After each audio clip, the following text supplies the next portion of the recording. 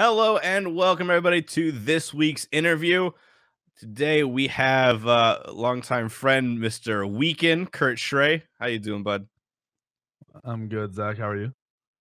I'm doing all right. It's been a long few weeks leading up to Worlds, and then now we got the wind down, and then literally last week I guess 2 weeks ago, because this we're recording this a week in advance. So 2 weeks ago, by the time you see this, we talked to Husey, and we planned on having, like, Husey was here live, and we planned on talking to him about some season 6 stuff and then talking about Worlds.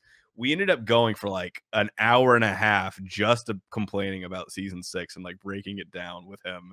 And so like it's been a lot, and that's even before any of like the real stuff kind of comes to light. I'm hearing some team rumors and like some stuff like that, but nothing really solid. And the next like month or so is going to get weird. I'm just so Yeah. worried that like Smite's not going to There's be able to like handle it. there's just a lot of stuff behind the scenes. I mean, you've got players saying they're not playing, players that are saying they're SML, SPL. Like nobody really knows exactly what's happening. I think in the end, it doesn't matter. Like good players are gonna rise up, they're gonna move, they're gonna travel, they're gonna be in the SPL. Everyone will find the new adapting will come out. Sam will be the new adapting. Something will happen. People like look, Lassus left. Um, Shadow Q left. Those are like the best players in the game for 2 years, and nobody even talks about them anymore. So as sad as Yeah, it is, everybody moves on. yeah, I think that's a really apt point. It was like it on one hand, like this whole move with season 6 does seem like a little forced on some ends, right? Like and it seems questionable, but at the other end, it's like, well, we've all kind of been saying changes needed to happen. I mean, like one of the biggest gripes a lot of people have had about EU Smite, it's been the same guys year after year. Like, look at, I love Funball and Lob and all of them, right? But like, look at SK. There's no reason that roster should not have seen more turnover, right? There's no reason like we shouldn't have seen Lasbra getting his shot and stuff like that. Like, there's just so much like with EU that makes it the boys club, right? And this is like less than ideal circumstances, but this is getting forced change. And it's like doing kind of like a competitive reset. And that ultimately could be pretty good for Smite. I'm really interested to see what ends up happening. I've heard some stuff like some people are speculating behind the scenes that there won't be a single roster that's all NA or all EU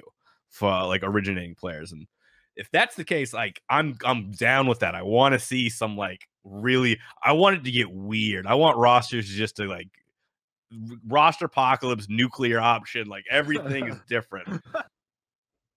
I'm Like I'm sure we're down gonna for it. have some mixed teams like that that could be pretty crazy. There's a lot of players that are quitting or don't want to move or whatever. So yeah, it's gonna happen. I think you'll see like Trifecta and Splice stay. I don't think they'll pick up. I don't think they'll be like interchanged at all. I think they will be the exact same rosters. And I bet you every other team or whatever orgs come in have probably mixed rosters at this point. There's no reason not to. Yeah, there really isn't. I mean, and there's so many big names too that have like stepping away from the game. Yeah, Yaman has already made his retirement post. You've had Hazer stepping away. Alpha Jackal, I think, is in a weird spot where he might or he might not. And I think Imelitu's already said he's going to play in the SML. There's a lot of EU guys who are saying, and I think NA, I mean, Baskin is the biggest one so far, but I think there are probably a couple more from the NA side that will probably step up and be like, I can't do it. I've got family, I've got school, I've got job, whatever. I mean, you've already seen that with Cope. Cope can't, he's not gonna be in the Yep. SPL. He can't devote. He's already got the good career, and power to him. Like that was I really respected his decision to kind of step away to focus on himself and his future like that. And we're just gonna see some more It's kind of funny. stuff like that.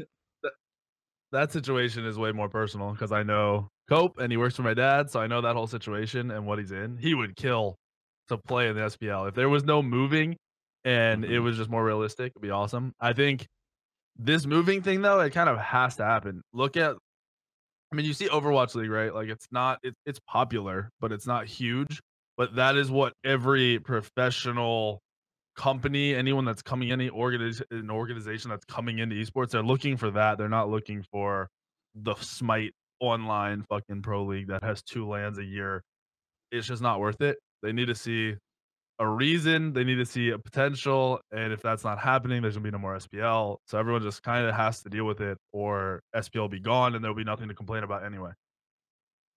There, it feels like esports just needs like there needs to be a unifying body for professional esports. Almost, like you have a bunch of like these orgs getting snatched up by companies, right? So you like Splice is the Boston Bruins, Dignitas is the 76ers and stuff like that. There's all of this opportunity, right? Like if we can kind of get to the point, like geolocation for Overwatch is huge and I love it. And like once we get to that point where there are those arenas in those cities, it'll be amazing and great. And I can't wait. But it's like other esports kind of need to grow to that. I would love to see that. Like, are we ever going to see League of Legends get to that point where like we're going to see all the teams traveling? Like we're at like a Splice, like right, they'll have like a Berlin headquarters that where they have their team located, their team house and everything, and then everybody kind of plays at whatever's there. Like that kind of stuff would be dope, and I would love to see more events. I think that's one of the biggest things I want to see from Smite this next year too. With it'll be hard because like you're moving everybody down there, right? And it's all LAN, but going to events has been like I think the downfall of Smite in a lot of ways. Like every time they've gone somewhere, it's been gangbusters. Like the Valencia trip, that was huge for Smite. And then going to DreamHack, like if their numbers are to be to believe, what they're saying, at face value is like this has been the best like showing for Smite across the board, like numbers wise. Like you got to get out to more events. So I think maybe having it all focused at this land is probably going to like be a step backwards for that. It's more inclusive this year. It's like it's more all in house and. Yeah, 100%. I mean, I think they've just had problems with so many lands dating back to like their first outside land, which was in California or something. It was nothing but issues. And then you go to the DreamHack in, was that Valencia? Wherever it was in Europe. And they had to reset a game, didn't they? They lost power or some shit. They had to reset like a huge game. I feel like at some point there's been an issue and everything out of house, like everything. And they just want to have it in house and have full control over everything. Even in house, they have some issues.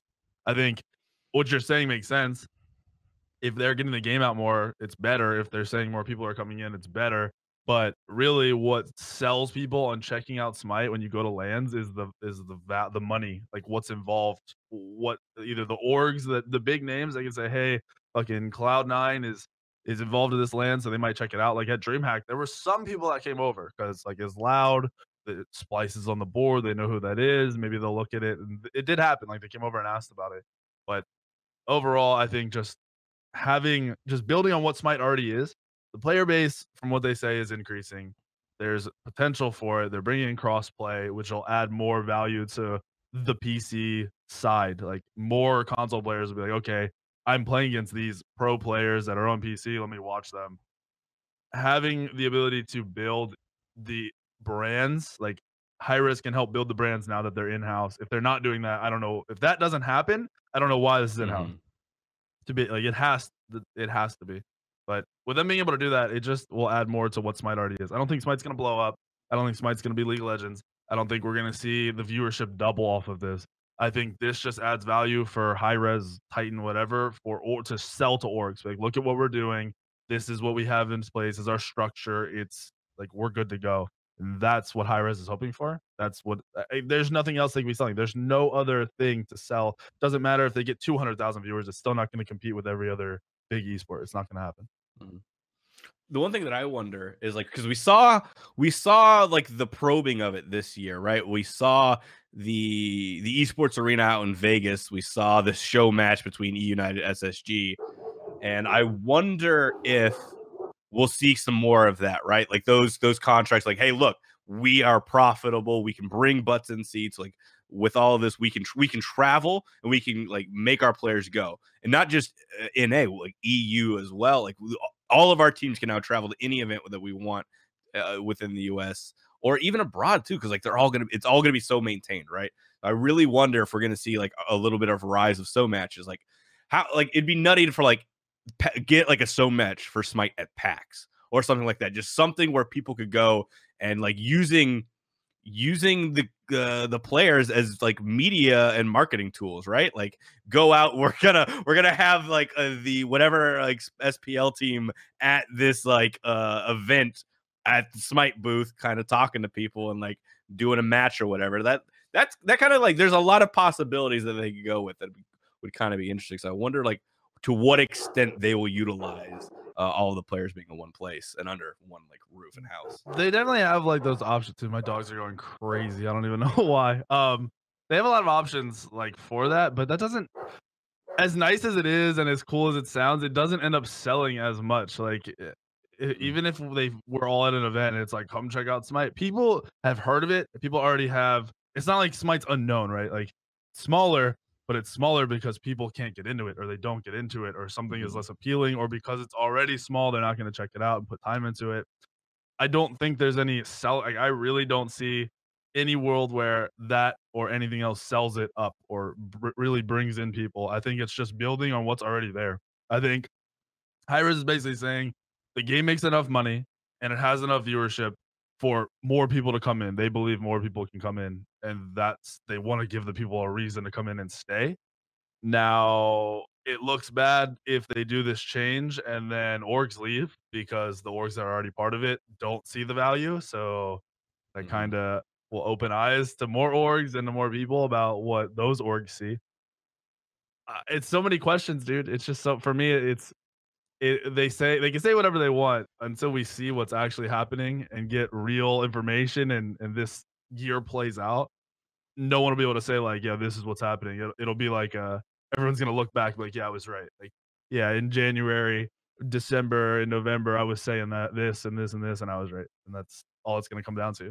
But if we want to play in the SPL, we want there to be an SPL, we have to go with it and try to make the best of it. And I think a lot of players and even fans seem to not understand that. One of the cool things that I think came out of Worlds this year, not even just for Smite, but for like Paladins, which I thought was really cool, is Envy won, and then immediately after that, like there was like something that happened on Twitter where now the Envy Paladins team is going to be playing against the Envy Overwatch team, and I thought that was really cool. Yep. Do you think that could work for like Splice?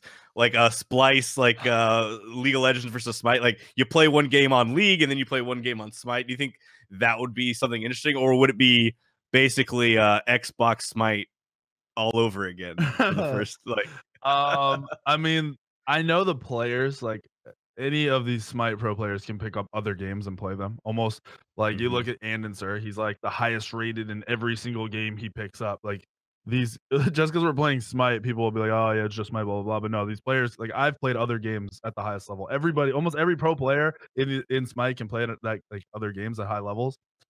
I think it could work. I think Envy's test should be like Splice's. They should pay attention to it, see how it does viewership wise and interest wise.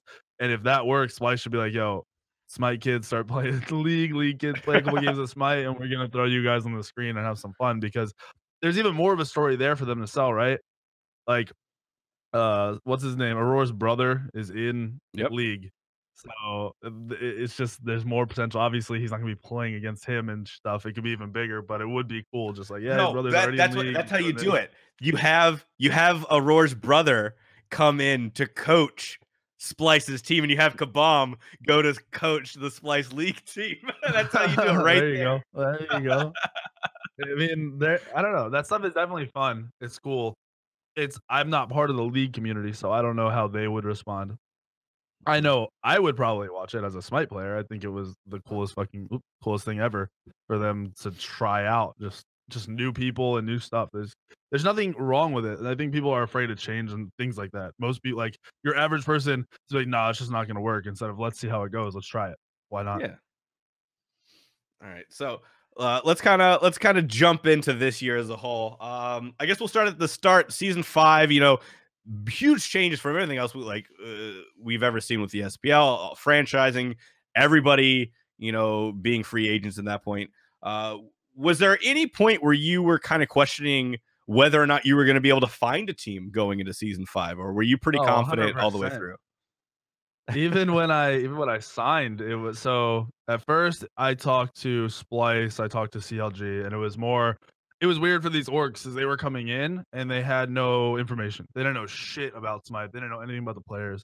So I talked with Mhm. Splice for like an hour and then on and off through like DMs and stuff, the owner, whoever it was, just about people, like helping them. Like High Mhm. Res basically said, like, talk to Weak3n, he'll help you out with what he can if you guys want like a player's perspective. I talked to CLG for a little bit, kind of the same thing, and they ended up signing with players that they had asked me about. Like Cyclone's team signed to Splice after like they asked me like, "What do you think of Roar? What do you think of Cyclone? This and that." Um, it was weird going through that first. I think it was like a month. It was like January or whatever. It was like Worlds was when we heard some of the orgs names and got to talk to some people. It was right after that week we got to talk to people, and then it was like everyone bouncing around. People just wanted to find a team, whether it had been the best team or they were with their friends or whatever. People just wanted to find a team. When it got towards the end of it, I knew all the rosters and all the people that had signed. I just talked to everybody. I was thinking about coaching what's now Trifecta. I was actually in talks with, I think they were talking to CLG at some point, and I was in those calls as a coach. Um, and then I pretty much got to the point where it's like, all right, it looks like I'm at least taking the next couple months off.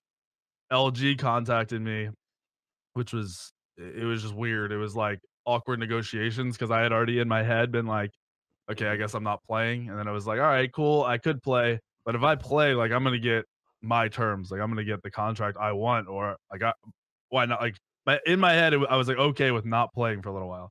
So I was like, I'm gonna get what I want here. It was hard to find a team at that point. Like every player, I had talked to Vedium to Clout at Worlds about making a team because I wanted to play with them. But everyone else, it was like, who do we get? It was like Kiki wasn't sure if he was gonna play because he has a career that he wants to pursue. Who knows when he's gonna do that? His ass needs to get on that shit Mhm. soon. Um, and then we ended up going through different mids because mids were weird. There was like 3 mids at the time. We ended up going with Keegs. We didn't have time to try people out. It was a weird like going into this year. I didn't have the expectation of winning. I knew we could win if we played perfect and we grew. We could win, and it just never ever happened. So season was maybe a fail in terms of like getting Luminosity a win or getting them back on track is how they were with Barracuda. But I mean, I had fun. I got to meet a lot of people that I never thought I'd play with, like Bobby out of nowhere. Like literally, we tried him out, and when we tried him out, I was like, all right, who's this kid? Like, who is this guy? And I got to meet him, got to talk to him a whole bunch, got to play with him, realize what kind of player he is. There's a lot of people that have potential that just need the opportunity to, and that's kind of what I've learned this year. I've also learned that I'm not gonna be on a team that's changing roster anymore. As at this point, you can kind of adapt and grow with somebody, and you just have to put in the time and like kind of man up. Everyone needs to grow up, and I've learned that like as a like someone who's captain of a team or anything, I need to just make the team grow. Like, who is it? Back in season one, what was the two team? Cog Red. They were gonna break up. Mhm. They went into a LAN with like the idea like that's their last LAN, and then being at LAN, something happened where they kind of just I don't know if they got through their problems or whatever, but they ended up being one of the best teams in the world after that, right? And I think every team has that, and a lot of teams in Smite right now just kind of try to avoid it, swap out rosters, swap out players, and it's just better to get through that. And hopefully I get to play this year because whatever team I sign with this year, I'm playing with those 5 players. I will not play with anyone else. I will stop playing before I swap out rosters anymore. I was gonna like there's so much to unpack from this year, like how chaotic it was to like you just get on teams and everything. I was like, because I was talking to players that are going into season 5, and they were just like, yeah, I'm messaging literally everybody. I'm talking to players, I'm talking to orgs. Like I'm trying to either put together a team, then pitch, or I'm trying to pitch myself to an org. Like it was crazy. And Yep. then all of this year, uh, it kind of settled down, and we kind of knew what it was. We had for the first time we had like a trade between two teams, which was kind of cool, because of the contract stuff. And then now uh, it's all chaotic again. So it's like there a lot of cool rosters and stuff kind of came out, and then now it's just like, oh, we're going through chaos all over again. And I look at you guys, I look at the squad that you kind of ended the year with, and I'm like, man, that it's kind of the biggest disservice to kind of you guys. I as far as like having a team and then breaking up teams because like free agency is so weird and like trying to put stuff together because like I watched your guys' games at LAN, I think like the most because I was like, all right, I want to see what this new set of dudes can do. I want to see how you guys work together. And honestly, you guys got memed on by a lot of people because like of how you guys lost and everything. But like watching your guys' obey game was like, I think you pretty much did everything that I would ever have game planned for. Like, how do you beat an EU team? We're gonna pick really aggressive and run at them early and try to like get as big as we can and knock them down. And you almost succeeded. Like I feel like that's not talked about enough. Like people talk about Bobby going like 0-8 on Erlang, but it's like, well, no, every time he died, there was something that was like in exchange. Like somebody else died, or you guys got like a double kill or something like that. Like it really, like I really wonder what you guys could have done with like a month of playing together or like finishing off the split together. Like there's so much potential on your team at the end there. What's funny is in scrims we scrimmed trifecta a lot, and when I fly out of the same airport as Mask, so when I was leaving to go to that LAN and he was going, I was talking to him about like teams we scrimmed and stuff, not like giving out strats, but just talking about records and stuff, and he was saying how we were probably the only team that's like traded with them. Obviously they ended up being one of the best teams at Worlds. Something clicked, they got a little bit better, but like we had potential when we were playing at our highest level. We also had a shit ton of communication problems, which a lot was. I'll take blame. It's not my fault that there was communication issues. People, I'm not gonna throw any of my teams under the bus, but people really needed to step up, and it didn't happen with our situation. You know, like you said, we looked good, we planned properly, but our actual like game was not together. Like we just weren't together in the game. It was a rough land because there was no game I thought we should lose, but I knew we could lose every game. Like even the LATAM games, like I knew we could lose those games no matter what. I don't know. I'm okay with how it ended just because I lost to Cope and they were on a crazy hot streak. Like losing to them, it wasn't like we lost to some shit team. We lost to a team who was playing out of their fucking mind. So it could have been better, could have been worse for me in my eyes, could have been a lot worse. I don't know. It was an interesting year. It sucks being at the bottom because when you're at the bottom and you go in through this crazy process, like you said, everyone's like in a free agency, everyone just wants to find a team. It's like, are you going to get to play again? Is that going to be my last season? Yeah. And I mean, there's something to be said to be playing at the bottom, right? I mean, you look at like Randozo's playing at the bottom. You look at Noble playing at the bottom. You look at all these teams who play at the bottom, and then you playing at the bottom is just like this added extra layer because like of just who you are in the community. It's just like that extra, that lightning rod of like everybody like, oh, Weak3n 667, you know, like all of the hate gets piled on you, and it's just like any chance people really get. And to your credit, I mean, I've known you for like over a year now, and like just talking to you is always fun. But like you kind of turn it around. Like there's nothing really like on the surface level, at least nothing gets to you. You're like, aha, you embrace it all.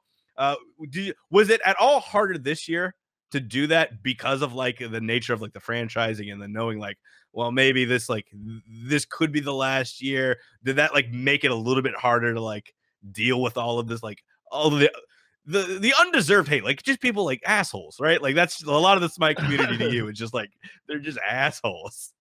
I mean, no matter what, I could be in second place, and if you lose a game or play bad, I'd get the same amount of hate. So like that shit isn't what bothers me. It's more like the internal stuff, like knowing how good we are, and we put in a lot of work. Like it wasn't like, oh, I'm last place, I accept it. And if anyone said that, would bug me. If people were trying to say that shit, that would bug me because we were scrimming for like we were 2-a-day scrimming. We were having good scrims. We were planning shit out. We were talking. We were having meetings. Like there was a lot of work that went into it, and still being in last place is what's really annoying. Like more than anything anyone was gonna say, any Reddit post, any of that shit. I'm sure I like getting it now because it literally doesn't bother me. And I worry if it was targeted towards someone else, it would affect like their actual gameplay. Like if Bobby was getting 10 Reddit posts, he would look into it and it would bug him because that happened back in the day. Like when I was on team with Incon or Allied, like they would get Reddit posts and it would bug them a little bit. Like they might not admit it, but it would bug them a little bit. That can affect gameplay. For me, it literally doesn't faze me at all. I'm being a streamer, you kind of get that stuff in small bursts.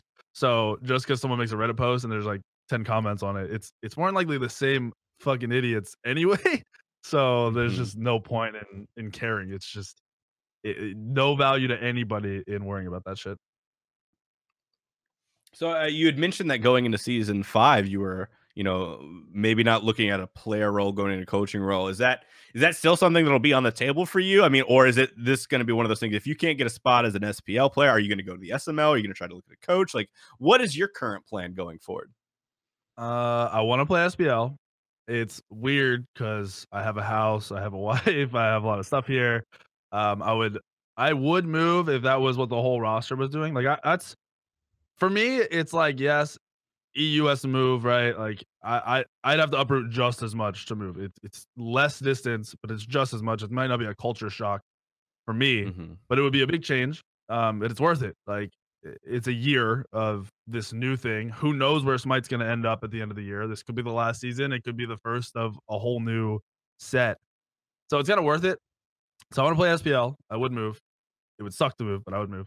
If I don't get on an SPL team, I really it's I want to. I'm not in the same situation as last year. Last year, I thought for sure I wasn't getting on an SPL team, and I got one. This year, I think there's a chance, and it's more so just because of the clusterfuck that's been created. So I think I have a chance. If not, I want to play SML for sure. It's good, decent money. It's all online. I wouldn't have to scrim as much just because the players are good, but it's not the same work ethic that's needed to be on top. No matter what anyone tells you, I've watched the players. I've seen what happened. Cope's team won without scrimming at all. Literally not scrimming at all. So, like, obviously, different players. Things are gonna be different this year, but I wouldn't have to scrim as much. I'd be able to stream more. So that'd be fine with me too. I don't see myself coaching. Coaching is gonna be weird this year. To be an effective coach, you're gonna have to be in house. You're going to have to move to Atlanta with your team. If you're not there, you're gonna be out coached no matter what anyone says. Because coaching at that level is gonna be like what Kabam did, where he brought all the players to his beach house or whatever to just try to fix shit. You're gonna have to on like a personal level be able to fix shit because everyone's gonna be in the same house. There's gonna be shit that happens. Everyone's gonna argue. Even on the top, even when I was on AFK, me and Allied would argue all the time. Me and Kiki would argue all the time. It ended up being good because if you're mature enough to like argue, be mad for 10 minutes and then figure it out, it's good. In house, it's going to be weird because those are maybe not the most social people, maybe not the most personable people. And you're going to have to like help them. Like that's what a coach is going to have to do. They're going to have to help them as much out of game as they do in game. Uh, I don't, I don't see myself coaching. I could, I think I'd be really good at it. I just don't see the value in it. It's not enough money. You'd have to pay me as much as a player to give me the coach. No org's gonna do that shit. There's no way. There's no Yeah. fucking way. Yeah, like there's so many weird things going because I think this year for sure, if there was any question now, there's really not anymore. Like coaches are kind of fundamental for like the highest level of play. Like if you don't have a coach, you're kind of like hamstringing yourself. You can still win. There's still that ability, but you're taking away all of the tools that you could have, and it's not even like that hard of a tool to like really bring into your team. And so now like I talked to Kabam and he's going to be moving down. Like the opportunities you're getting to Splice is like a phenomenal org from everything I've heard. And like the way that they commit to the team. Like I think another team that'll do that just the commitment to the players and the culture and all of that. But then you've got like some other orgs that like maybe not as into it, maybe not as player community and culture focused. That'll be like odd, like trying to get any kind of salary for those coaches. It'll be odd. Like, sure, they'll have a spot down there because of the housing stuff, but the salary will be weird and trying to get people down there. Like, I like a lot of the ideas of what season 6 is bringing, right?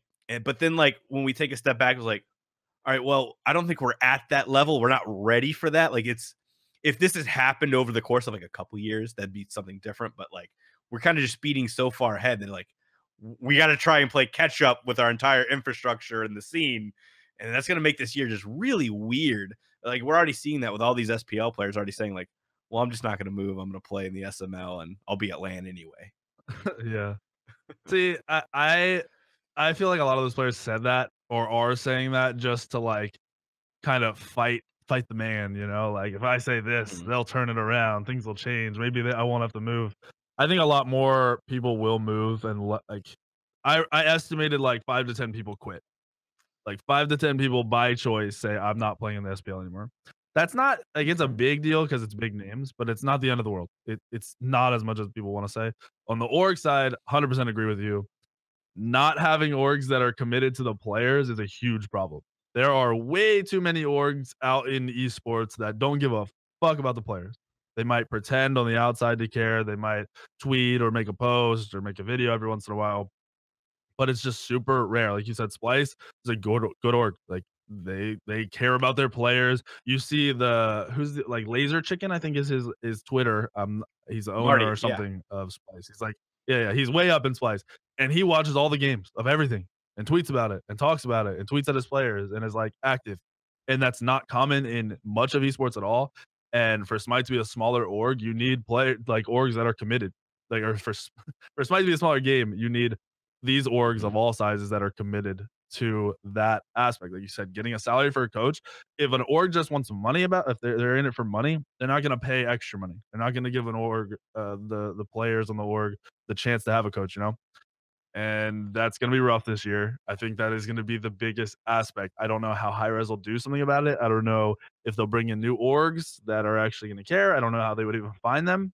But if they don't, that's going to be very noticeable. All the fans, everyone will know what orgs are about it and what orgs aren't. You're going to have 5 players and a coach in-house, and imagine having that situation and having your players not be creating content or not like these orgs aren't there's some orgs that aren't gonna push it. They aren't gonna have anyone to go record and have ideas and set stuff up, and it's gonna be noticeable and it's gonna be really bad. And while those teams might not be the worst teams, they're definitely gonna perform the worst in terms of like a fan base and the money aspect, the in-game, the badges and stuff, it'll all be worse and everyone will know it.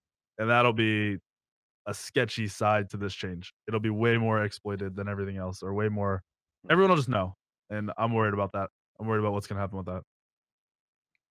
Yeah, there's so much like the content clause this year was kind of laughable. I feel like a lot of people just like kind of ignored it and didn't like it wasn't enforced or whatever. Like and and it's hard because like I talking to Kabam, right? Like you look at Spice, Aurora and Divio, like those guys are so committed. Like they're not going to be streaming because they don't want to give away strats. Literally anything that they do, they like, as far as content goes, they view as like, oh, this is just giving the enemy, the other teams like scouting tape. This is going to ruin everything if we do anything, and so they don't.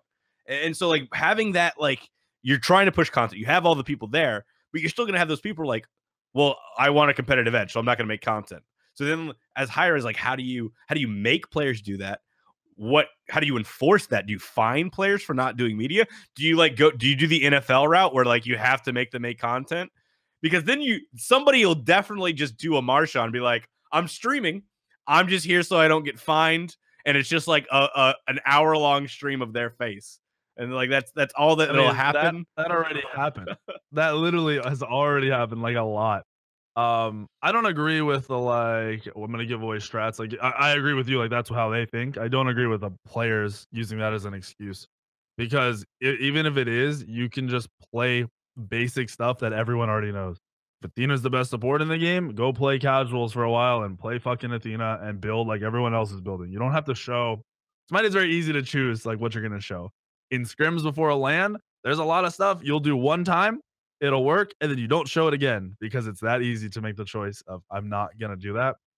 I think a lot of players in Smite don't like streaming. I think they're just not they're very introverted to the point where it's just not enjoyable for them, and that's a downside. I think making forcing people to have content, like every person have content is really bad. I think most teams have somebody that can do the content for like the requirements, which is kind of where it was at this year. In a lot of contracts, it was like you have to have X amount of hours. You don't get it, you won't get your whole salary. So basically, you're fined. Um, Mm.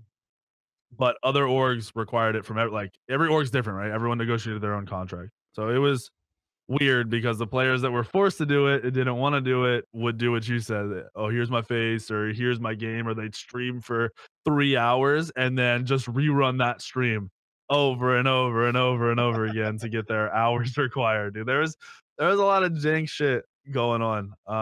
I think the content needs to be org based. I don't think it needs to be streaming and stuff because an org could fly out and do a AMA video, could do 20 questions. They could do a game. They could do fucking Aurora and Divios versus the other three in dodgeball. Like you can record shit like that and make it hilarious. And it might not be the best content in the world. It might not get hundreds of thousands of views, but it would be interesting. It would show off some personality and it would have value different than just monetary value. And I think that is what's going to have to happen if they want they want that kind of content. If they want everyone producing something from a team, that's what's going to have to happen. Yeah, I mean, you look at before the start of season 5, like CLG flew everybody out to their headquarters and did like a year's worth of content leading up to, and like it started off great, but then as like they ran through all of the stuff that they had, you saw the content of CLG go steadily down and down and down, and it was like, okay, well, I liked where you were at the start, and then you just kind of didn't pick it back up. Or like SK had Funball like streaming on like the Mountain Dew Twitch channel and stuff like that, using like their partnerships and stuff. And that was kind of cool. But, like, it was so inconsistent. It didn't keep happening. So I definitely agree. Having the orgs be the focus of the content, having Hi-Rez impose the content on orgs and have the orgs, like, Smite needs like an Optic to come in to like do content. Like you look at Dignitas and what they've been doing. Basically anything that Cincy has touched has been great.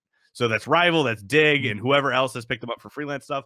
But like that's not enough. You need like the powerhouse of Optic to come in and be like, we're doing a weekly show about all of our Smite stuff. We're doing this all the time, and like somebody to come in to like really make that pathway to show like, hey, here's how you can do it, and here's how you can do it well. And we just haven't really had that. There's been a lot of individual people. I mean, you look at you, like the content stuff has been amazing for you. I think your YouTube numbers have never been better. Like the content stuff, you've been killing it, and it's been great. But like where has that translated to other people? I mean, you've seen. I think Rival has basically really embraced it too. All of their players are really streaming more and making content, but there's just such a lack of that for Smite as a whole, right? Like in, I don't know, the Hi-Rez is also like, you look back in the day with Smite and Hi-Rez, like they used to make content all the time.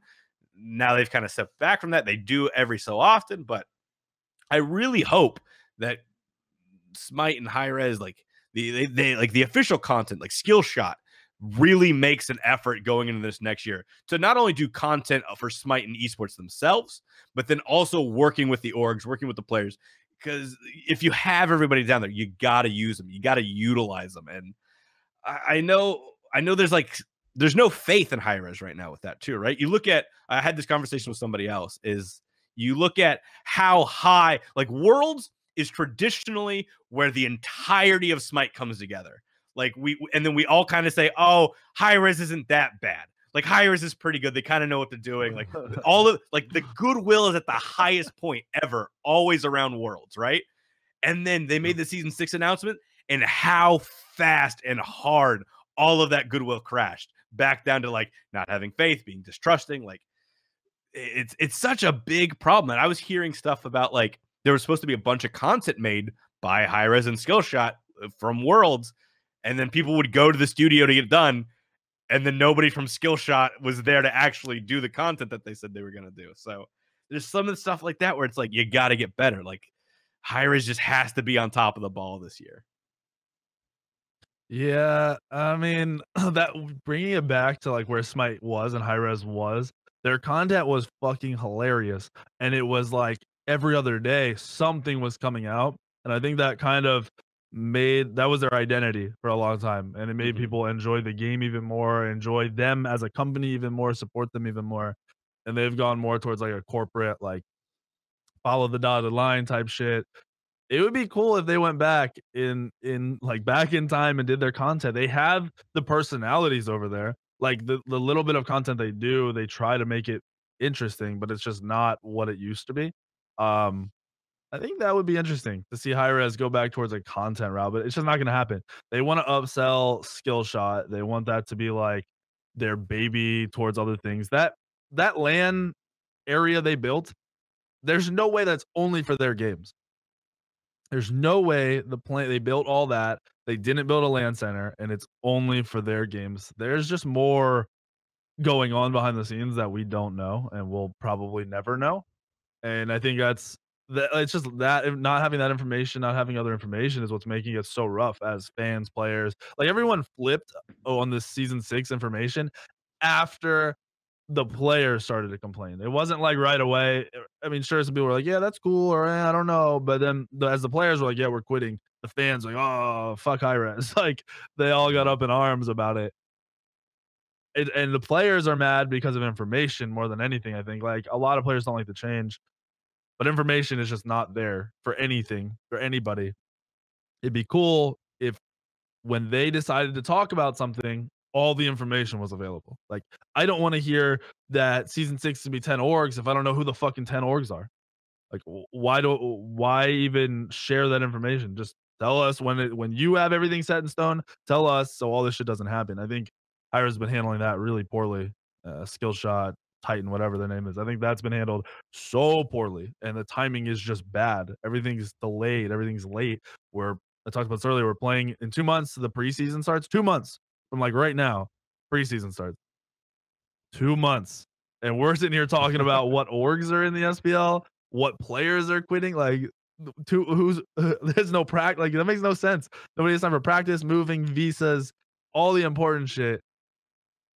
I don't know. That's what bugs me the most about everything. If you lead everything back to it, like why don't we have information about why Hi-Res stopped that content? Why did it just stop? Why not? Mhm. Like, why do we not know these things? All the cool stuff about Hi-Res, all the stuff I've loved about Hi-Res forever. I want information, dude. I want to know what's happening, why it's happening, when they can tell us. Like, just give us the information. That's what I need. They've been trending for a while now, like to be like the anti like transparent company. Like they don't share anything until like it's oh, here's the announcement, right? And even then the announcement is like still holding some of the stuff back. And then I think I have hope, and I have desire. I have a want for like the Todd came out and made the video really outlining a bunch of the stuff around the season 6 changes and the moving and the money that was involved and all of that. And that was great. That's exactly what we needed and wanted, right?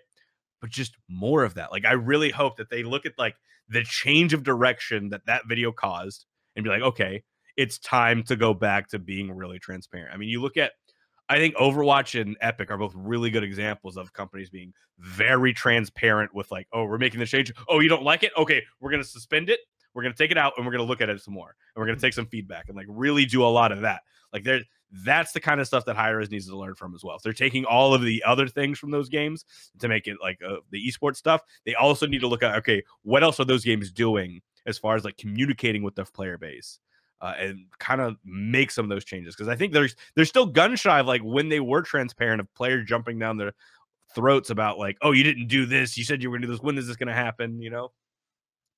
And they kind of do it themselves. Like, how long ago did they announce they were going to do the elite conquest stuff, which was like Oh the yeah, conquest, and then yeah. I mean, that's nothing, how a lot of absolute things are though.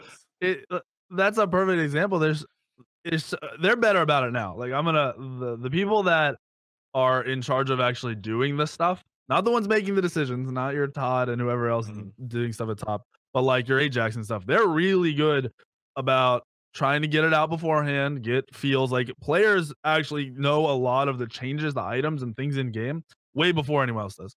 Where 2, 3 years ago, that was not a thing. Like there was no our feedback mattered, there was no care. So they are getting better in some aspects like that. I think it's the top, the high level, the Todd, everyone else, they aren't transparent because they just tell Cooper or tell everyone else like what to do. Hey, yeah, this is what's happening. So the people that are being sent out to get roasted and die from the fans, then the ones that giving the information out aren't the ones making any real decisions, aren't the ones that get the final say. Mhm. And I think that's been a huge problem like over the last 2 years. Like Ajax could say, "Hey, we're making this, might make the matchmaking change, right? Like we're working on this."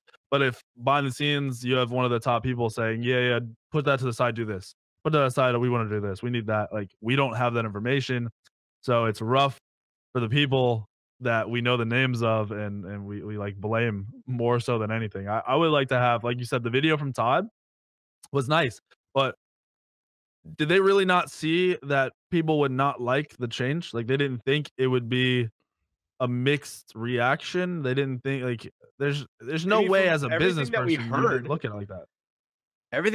that's what like F dot tweeted out. Like, honestly, really surprised that y'all are being so negative about these change, like announcement changes. Just like, really, like it was so like the like out of touch with like other people, no sympathy or empathy, right? It's like you can't see why like telling a bunch of these people, and apparently like after even then, like you guys have been talking with High Res about this change for a while, and then they just kind of went ahead with it anyway. And it was like we told you we were negative about this, and then you're surprised when other people are negative. It's like, come on, like you're better, you're smarter than that. You can read a room better than that, man. I think it's just a lack of communication. I have a feeling like we had player meetings, and I'm not going to go into the detail of player meetings, but obviously the same stuff came up now that you're hearing in those meetings. So Mhm. I'm sure the people we were talking to at some point went like they didn't just hear the information and say fuck off. Like that's not what happened. Like they take it into account, they write it down, and they go tell the people higher up. People higher up either didn't read it or didn't give a fuck. Like that's how I look at it.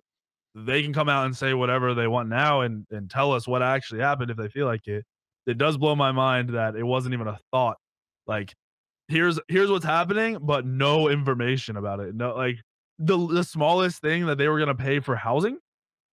How could they not see that that's a big deal for everyone to know? That Right. that's like a cool part of information. All right, you have to move. Like if fans think the company is treating their favorite player poorly, you don't think that's gonna go bad? Like you really don't? Like I think there's a lack of understanding there because it's business, but it's also like you said, the empathy, the understanding another human being. I think at the highest level of high res, that might be something that's being missed out or just not.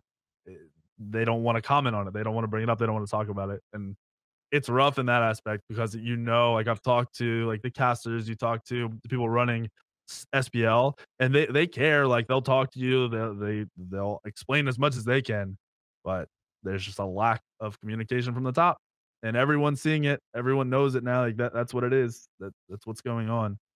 I don't know. It's frustrating as a player. It's frustrating for like your European players and as like an NA player having to be in the middle because I see what's happening from Hi-Rez's side. I see why the U players are mad. I also see that this is a business, and if you want to do what you want to do, you got to move. You got to take the sacrifice. You got to. This is if you want to play Smite, you want to play SPL. You just have to change. But at the same time, I understand why they're complaining, and they want everyone to know, like they aren't happy about it. I think more players, like I said, are going to go through with the change. They're just not happy about it, and that's more so what we're seeing. I don't think anything comes of this though. I think season 6 goes forward the way it is. I think the players sign their contracts and shut the fuck up, and we go through and see if the season's successful or not. Like it sucks. I think I see the end of it, the end result, like what's actually going to happen. So I don't see the value in complaining, arguing, everyone getting Right. upset. It's just not And there. like you said, we're like what, two It's months rough. away from we're 2 months away from everything, right? And so like it's at this Yep. point it's locked in. There, it's so the momentum's already there. You can't stop it. You can't slow it down. You can't change it because that would be even worse. Having to delay, to redevelop, and then that would just be a nightmare. And so, like, I think what you're saying is going to be really interesting to see. Like the players who have been so outspoken, and like I would almost guarantee there's going to be at least one player or person who says I'm retiring, who then ends up being in the SPL. I would almost guarantee there's going to be at least one person who kind of is like, well, I was just saying that to really like try to get some changes or like make a spectacle, like make a public scene about it. Yep, but I'm actually yep. going to play. Like with the whole No, time having 100%. the intention of playing. Yeah. So that'll be 100%. I interesting. mean, And I'm really actually interested to but see like what the community is reaction to that, other players' reaction to that, and then like high res's reaction to that. Like all of those things are going to be really telling about like where the year is going to go. yeah, I mean, if you take a step back, this could all end up being way like if everyone took it as a positive thing and just went with it, it could be this could be a really big thing. It could be a really big year for high res. I think it kind of comes from the players once they either get these small changes they want, whatever. Like players are upset about moving, but I think most of them are willing to move. They're upset about other things. They're using the moving as the big selling point of I'm mad, bah. So I think once the Mhm. players get their information and can kind of settle in and it not be as hectic, they'll be happy and that'll be good for next year. I think the fans need to realize them down talking Smite bad, like everything's bad, blah blah blah blah blah, doesn't help anything. It's very easy to like voice a frustration, but it doesn't help for the fans to like be mad because adapting's quitting, but then be like, oh, SPL's shit now, blah blah blah. Like, no, like adapting's got to make his personal choice. You're gonna be upset. Like I'm upset when Kobe Bryant retires, right? Like obviously it's different. He's older, but like I don't stop. Well, I don't stop caring. I still like the Lakers. I still like basketball. I like so saying, "Oh, the NBA sucks" because of that is dumb. Just shift your support to somewhere else. It'll happen. They'll find a new favorite player. As a fan, realize that. Just support the scene, bring in more people, and this year will be insane. Like it'll be good. It's rough right now. It's annoying right now. Information's lacking right now, but in 3 months, you know the information will be there. Everyone will be moved, ready to go playing. You'll be watching Smite again, and everyone will be a little more happy. And I think if people realize that now, it'll just be a better year. I feel like viewership could double off something like this if it was more positive. If everything I heard wasn't negative, because if I'm a new person coming into Smite and I hear like, oh, this is bad, this is bad, this is bad, I'm not even gonna look into it. I'm not even gonna go watch a stream. It's not gonna happen. Whereas if we got information and fans can be a little happier, and it was on Reddit, it was 8 posts about how cool this is going to be, how it sucks a little bit that they're moving, but hey, I'm really happy that they're going to be in NA, and maybe I can go meet them, or maybe I can do this, like that stuff. There's a lot of positive potential, and I wish that would come out more now. It'll just change a lot for the year if it came out now rather than in 3 months. Yeah, 100%. Like just having any sort of positive spin, having the goodwill, having all of that. Like it's really disappointing, like how Smite, like the community, even like shoots itself in the foot and shoots the game like in the foot. Like anytime we have like a streamer come in to like a big streamer from another game or title or whatever come in like I'm gonna stream some Smite, and then we ruin it. We absolutely ruin it every single time. Or like anytime anybody engages with the Smite community, all that they see is all of the hate we have for ourselves and each other. And there's that underlying level of like we like everything, but much more vocally it's all shit and we hate it. And like it's so backward thinking, because like that's everybody's view of Smite is this shitty little game that like the devs suck, the community sucks, that everything sucks about this game. There's no positive light seen from the outside. Like nobody looks at Smite with any positivity because of the people who leave the scene and talk smack about it, and then because there's so much shit being talked about within the community. And there is something to be said about having that positivity, because it definitely changes the mood. It changes everybody's interaction with the game. And I'm right there with you. I wish more of that. I wish we would have that maturity, that growth as a community and as a game to really turn that corner. Because until we do, our growth is limited, and there's plain and simple. Oh, 100%, dude. I mean, that's the problem with a small game, though, is a community gets formed. It's almost like a big old clique where everyone wants it their way. Everyone's mad together or everyone's happy together. So, like, you talk about big streamers coming in. A majority like of Smite is trolly people, and they don't think shit through, and they'll go and they'll troll the games and they'll ruin it for them. And I don't think you can change that in a small game because of the community. I mean, if you go into like Smash or something, if you just jump in and start playing, you're gonna have people come and shit talk you. You're gonna have like this and that. You need to like as a top streamer when you go in other games, as smaller games, you have to like get with the people in the community. Like if a top streamer came and streamed with Zatman or me or Barracuda and just got to like get in with the community, that it would show a whole different side of Smite. Because there is that other side of Smite. It's just like you said, vocally, it's everything's bad, everything's shit, everything sucks. But at the lower end, like if you're in my community and you've weeded out all that garbage, or you're in Bear's community who's banned all the garbage, you get to see like what Smite actually is. And Mhm. as a small game, that would be dope if you could make those people be the prominent ones, but it's never gonna happen.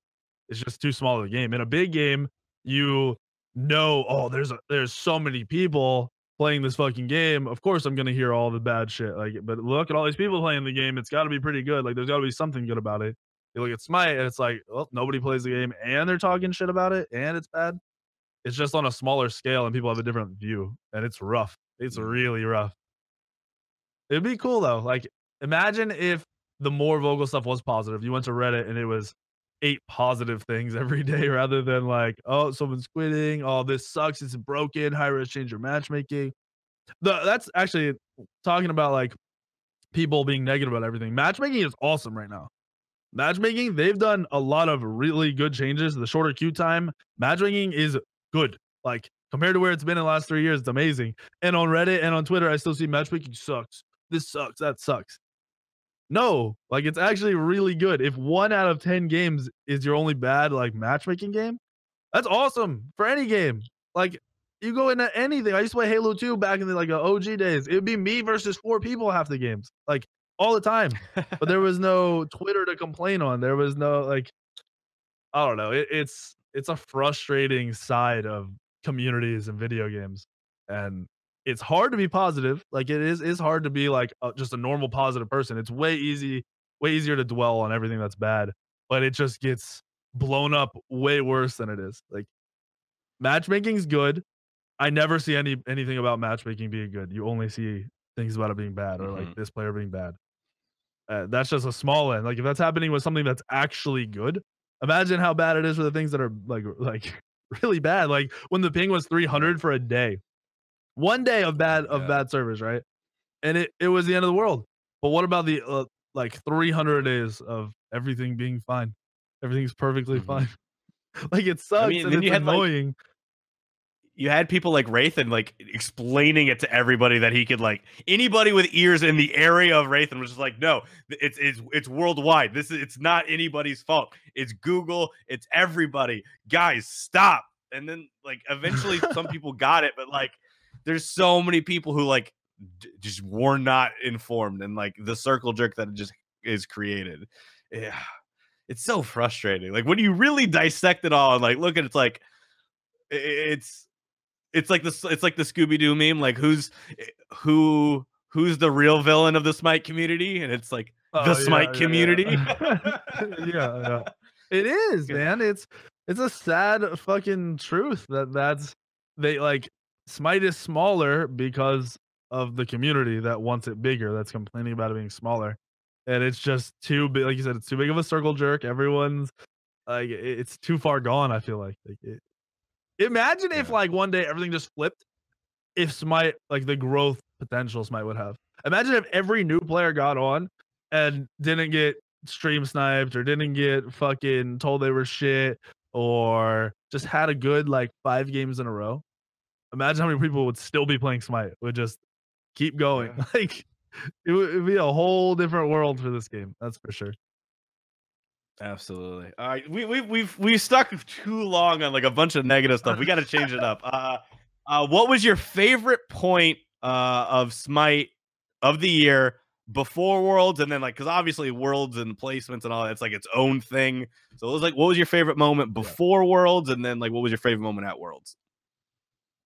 Before Worlds in SPL wise, it was seeing Splice do that crazy turnaround because they went from like dead last, like right under us, to like they were worse than us to this team that like something clicked. And to me, it was cool because it made me grow as like a player, seeing like they all obviously probably weren't happy. I mean, no bottom place team is happy. They went Mhm. and got together and something clicked or they worked through their problems. And it was cool to see that happen in Smite finally. Like it was cool to see the idea of a team together playing in the same house, being on a LAN setting, what could happen and how much better they are. Because I obviously knew that the idea of this LAN setting for season 6 was coming on. So it kind of just opened my eyes. Like, there's a lot of potential. Like, how good are the teams going to be in season 6? Like, how fucking much competition is there going to be? How skilled? Because if you look back at season 2 when we were the best team, I watch it now and we suck dick. Like, we were bad. Like, all the players back in season 2 were bad players. And nowadays, players are a lot better. And it's, to me, it's cool. Like, thinking next year players are going to be even better. Like, people can keep increasing that skill cap in a game that seems like everything's been done. Like, it just seems like it's happened at some point in there. So I like that about Mhm. this year.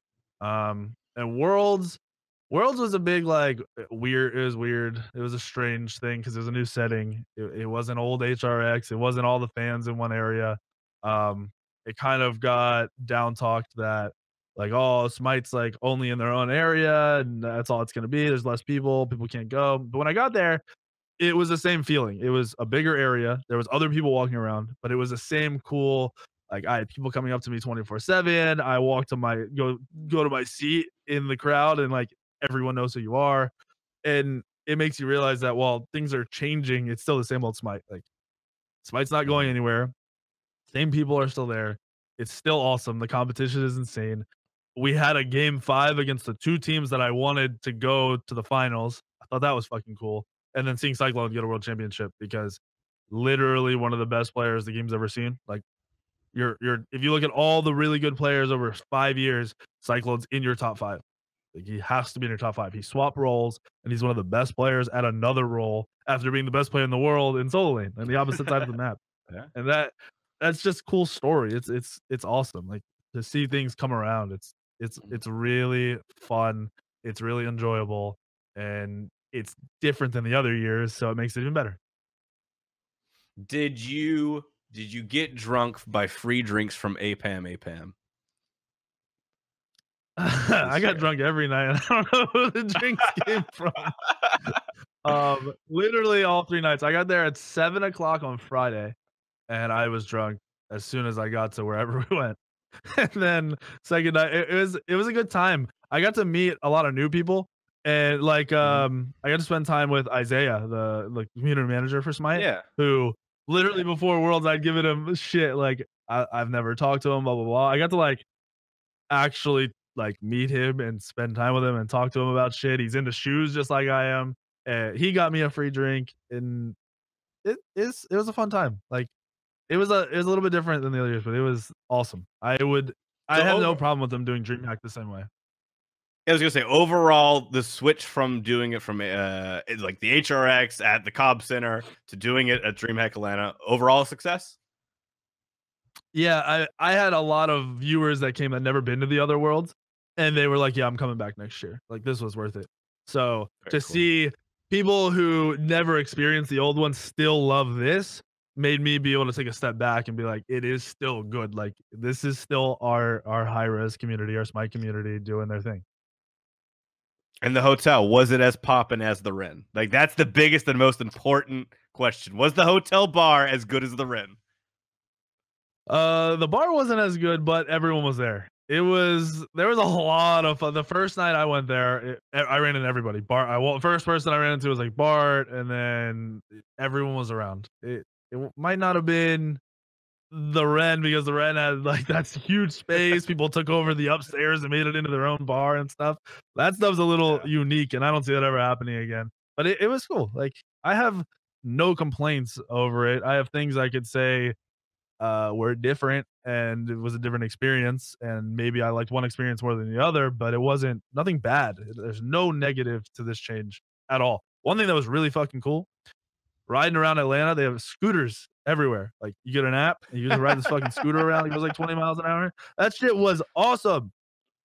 Like there's no Ubering if you don't want to. There's no complaining. You get a $2 scooter to go from the hotel all the way to the venue, and it's fun.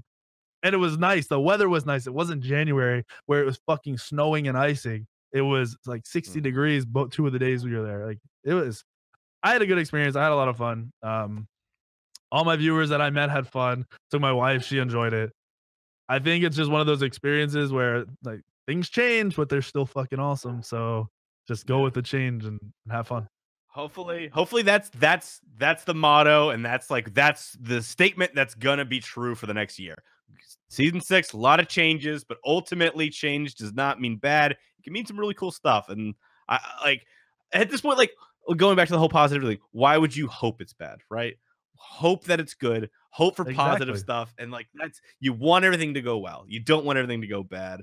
Because at the end of the day, like Smite is a fucking cool community. It's a good game, and like I really miss not being at Worlds this year because like being around everybody, being in the community is like it's the best part of the year. So definitely gonna be back next year, and I really can't wait to see what season 6 has. So we're about over an hour now, so we got to wrap it up. Kurt, thanks for coming on. Any shout outs you want to give? Anything else that you want to say before I cut you loose? Dude, I got nothing, man. I got nothing. I'm 5 years deep into this stuff.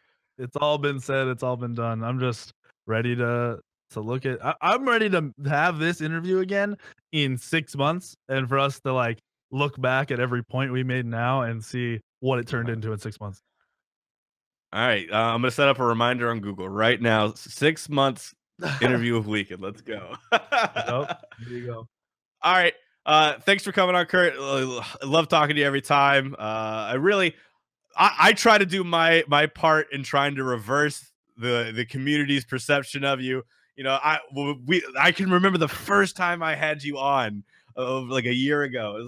It was very shortly after you were on AILG. It was shortly after the whole Incon thing, and it was like, all right, we got to talk to Weak3n about it, and then just be like, Weak3n's a really fucking cool dude. Kurt's like a really down to earth, like, because before that, all I'd ever seen was like the community aspect, like, oh, Weak3n backstab, he's an asshole, and it's like, nah, Weak3n's like one of the best dudes in the Smite community. He can be blunt and he'll tell you to your face if like whatever, but like if there's one dude who's not gonna like talk behind your back, it's Weak3n, right? It's Kurt. Like, and that's like that was the important thing for me, and then like just getting to know you more and everything. It's just like, man, fuck everybody else. Weak3n's a good dude.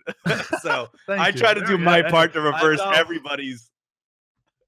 one person on my side, dude. One person on my side. There's a win. Yeah, there you go. All right, so thanks for watching, everybody.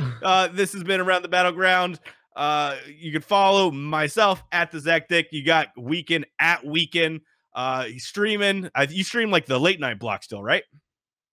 Yeah, earlier now because we don't have any SPL shit. So like 7 p.m. every night, 2 videos on YouTube a day. I'm everywhere, dude.